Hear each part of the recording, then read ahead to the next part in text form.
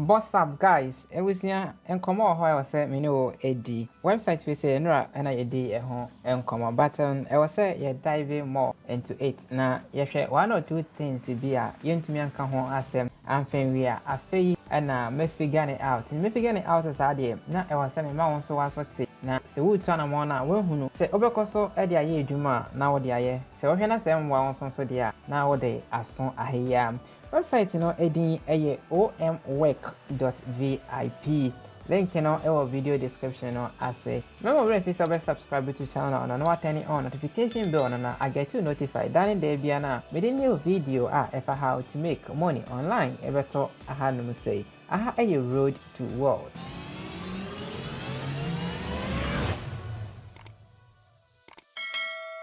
Sharp ma yanko enkomo so ma yanko baby upgrade in one of VIP services in one na mention wade almost say over level 0 na was a purchasing price and any one fasika bia invest but to me up promote wo link no na for sign it through your affiliate link na a referral link na when your referral commission of 1 Ghana cedi per each invite. Okay, and now obetime so grab daily orders. Okay, and also no obenya 2 Ghana cedis daily. Dear I was say noting say sa free offer na amode ema no last for 5 days. Inti say obe grab orders na wonya 2 cedis no 5 days per na ebe last na sa want me and grab order beam. I just want upgrade accord the next level. It's Shannon so mamesa. Okay. I never come was also a Shannon so they say. If it just no meaning and me realize you know and I contact a customer support team and bisa and say and then I wait sir and I ochiremu. Dear Etienne say Nipa 20 and wait me invite you on our referral commission of 1 cedi per person. No. They say we invite Nipa 10,000 krana. Ubenya 20 Ghana cedis referral commission. Na momo sen krofo na o refer wo no. Omo ko upgrade wo accounts na de am.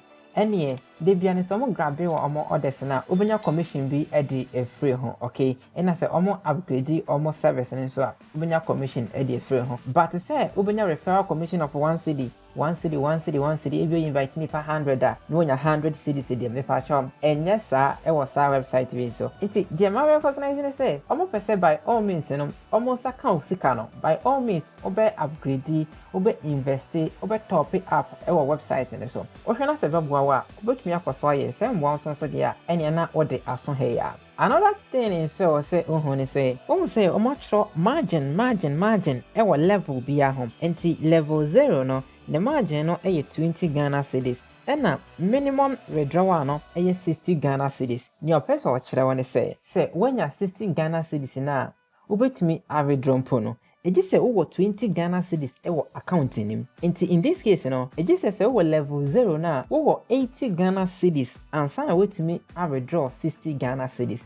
And as open sa amount no so a and just say what because I will friend crop for onya nifa 20 and obenya 20 Ghana cedis uwi a esi wo ho ontumi nye bibiem and 5 days and I would be grab orders na enya 2 cedis per day inti yamfa ne say when you referral of 20 Ghana cedis na say what grab orders na for 5 days at 10 cedis na ahoye 30 Ghana cedis ontumi withdraw sa sika no e just say what be deposit 50 Ghana cedis aka ho e mo na koye 80 Ghana cedis ansa na wetumi withdraw 60 Ghana cedis no. Level 2 no say the same thing. Was say minimum withdrawal no 20 Ghana cedis. Na imum margin no 90 Ghana cedis. Before so bet me withdraw 20 Ghana cedis no. E just say 90 Ghana cedis at our account him. E was our account balance no be 110 Ghana cedis and so to me withdraw 20 Ghana cedis. Na imum se ban say one person one company no be adwuma biem. That's what say what withdraw sika ni nyina de ya. Ene wo betimi withdraw. Think of it. What about say open deposit sa sika no wa hase na say site ni go off so at that moment na che say sika no akem no mo find every ways and means bia say obe deposit more e wa website ni so e na de bia so no obe ja sika na tum wobɛgye sika no bi atom because wonyɛ sika no bi antom a wontumi ɛmfa mfeele orders no margin no de hwehwɛ margin saa margin no kyerɛ sɛ saa amount no ɛnni w'account no mu a wontumi ɛngrabe orders ɛma no nyɛ possible. So in that case wɔn betumi ɛde sika no kɔ at any time. Menka sɛ mo yɛ scammers, menka sɛ mo yɛ fraud, menka sɛ deɛ mo yɛ no ɛnyɛ legit, but deɛ mehu no ɛna me ne wo esusu ho nti wɔn so wode to nsanyɛni na sɛ wohwɛ na sɛ ɛbɛboa o wobɛtake risk no na sɛ wobɛyɛ a na wakɔ invest me nka metwa aka sɛ obiara deposit o deposit say obiara deposit na ontumi nya commission bebree. Okay, so o deposit a sɛ me na me refer wa menya commission, but